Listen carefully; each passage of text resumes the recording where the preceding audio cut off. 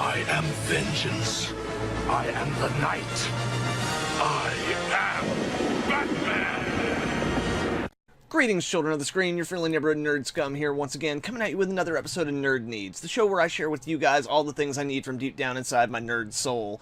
And you know, with all the discussion that's been going back and forth on whether or not Ben Affleck is going to be returning to the role of Batman in the upcoming film, not to mention that footage we just saw of Joaquin Phoenix as Joker that we just released here recently, I figured it was as good a time as any to finally do my Batman fan casting video. Now guys, I don't know about y'all, but for me personally, I'm of the opinion that we probably shouldn't have a Batman ongoing continuity in the films. I would much rather that every 2 to 3 years we get a one-off Batman film with a completely new cast and like creative team and all that. So keep in mind that as I go through these, they are not what I'm saying is the quintessential casting for any of these roles, but more so just people who I think it'd be really awesome to see them given the opportunity to play it, even if it's just one time. So without any further ado, guys, here are 12 of my top Nerd Need fan castings for the Bat universe. Seeing as Batman is so vastly popular in a large part due to his rogues gallery, we will start there. First off, for the role of Oswald Cobblepot the Penguin, I'm going with Toby Jones. Best known for his role in the Captain America franchise as well as the Hunger Games series, Toby Jones is the perfect size and stature to bring Oswald Cobblepot to life. And with the filmography boasting over 100 roles, I have no doubt that he would be able to embody the character in all of his characteristics and aspects. Up next, for the role of Clayface, and I'm not deciding which Clayface here, I would go with Kane Hodder. Now, Kane Hodder is best known for his role as Jason Voorhees in some of the Friday the 13th franchise, and to the general viewer that may not mean much, but to those who know his work, they know that he's an extremely talented performer with a background in stunt work and roles that involve a lot of prosthetics, and it's my personal opinion that a mixture of prosthetics and CGI are what it's going to take to bring Clayface to life. Not to mention a bonus here, Kane Hodder's body is covered in some pretty bad scarring that he received on the set of a previous movie, which you could then work into the reason why the person who is becoming Clayface wants to use the formula that then turns them into Clayface to cover up these scars and further their acting career or whatever it might be. All in all, Kane Hodder's an awesome dude and he would be fantastic in the role. Then, for the role of Two-Face Harvey Dent, I'm going with James Marsters, best known for his role of Spike the Vampire in Buffy the Vampire Slayer and Angel, but as well known for a plethora of other awesome genre performances in many television shows. James Marsters is charismatic, he is charming, and he has a history of playing characters that bounce back and forth between the line of good and evil. He's perfect for encapsulating the duality of Harvey Dent. Next up for the role of Mr. Freeze, I've got Tony Todd. Best known for his role of Candyman in the series by the same name, he has a filmography of over 200 appearances, and in these appearances he has done a slew of performances with both makeup, prosthetic effects, and heavy costuming, both of which are absolutely necessary in playing the role of Dr. Victor Freeze. Beyond that, his chilling voice alone should qualify him for the role. Moving right along, for the role of Edward Nygma the Riddler, I'm going to be going with Alan Tudyk. Best known for his role in Joss Whedon's Firefly as the pilot Wash, I can think of nobody better to bring Edward Nygma to life. Edward Nygma is a difficult character to pin down. He's funny, he's quirky, he's bombastic, he's brilliant, yet short-sighted and obsessed beyond reason. Alan Tudyk is amazing at taking over-the-top characters and infusing them with life and human characteristics that make us be able to relate to them even if we don't 100% understand them. Basically, he has all the elements needed to ground the Riddler without losing anything that is intrinsically Riddler, and that is something that this character desperately needs when being translated to film. For the role of Pamela Isley, Poison Ivy, I'm going with Emma Watson. Already a pop culture icon for her role in the Harry Potter franchise, Emma Watson is a vastly talented actress who really hasn't been able to display her full range in most of her body of work. She has also as of yet been unable to break away from the image of Hermione. I think the role of Poison Ivy could do that for her, and I think that people would be pleasantly surprised by the unique and interesting take she could bring to this character. Up next, a must-have for any Batman casting list, Selina Kyle Catwoman, and for this role I'm going to be going with Eliza Dushku, because she was born to play this role. Literally, just look at anything in her filmography, from Buffy the Vampire Slayer, where she played the evil Slayer Faith, or to Dollhouse, where she played a whole range of different personalities, as well as her primary character, all of which pretty much kicked ass. Anything in there proves that she can do it, and if that's not enough for you, she has already voiced Selina Kyle in the Batman Year One animated film, as well as the amazing Catwoman animated short film that came on the Blu-ray for Batman Year One. She is perfect for it. She's who we need. Do it. And for our final villain for this list, you all know who this is going to be. For the role of Joker, I'm going to be going with Ben Foster.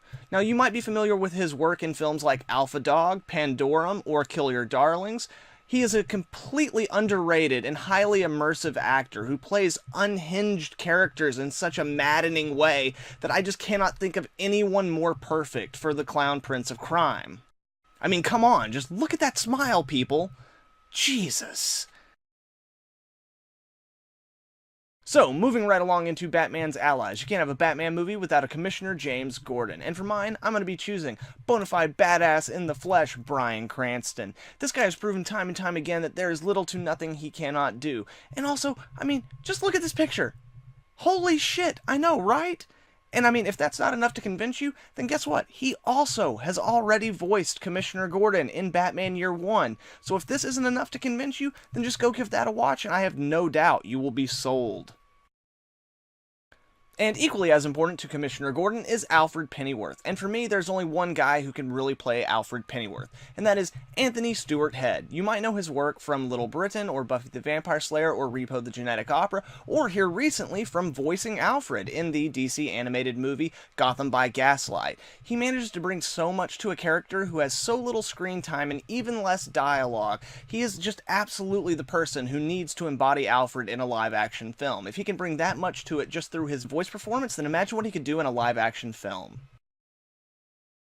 And up next for our Robin selection, I'm going to be using the character of Tim Drake Robin. And for this, I'm going to be choosing Chandler Riggs. Synonymous with his role in The Walking Dead, he's perfectly proven that he is capable of carrying a supporting role while realizing a complex and troubled character who is the legacy of a divisive yet well-meaning hero. He's also great with the fans, and I have no doubt that he'd be able to master the stunts or the physicality that the role might require. And beyond that, if you look at this picture of him more cleaned up, he really looks the part.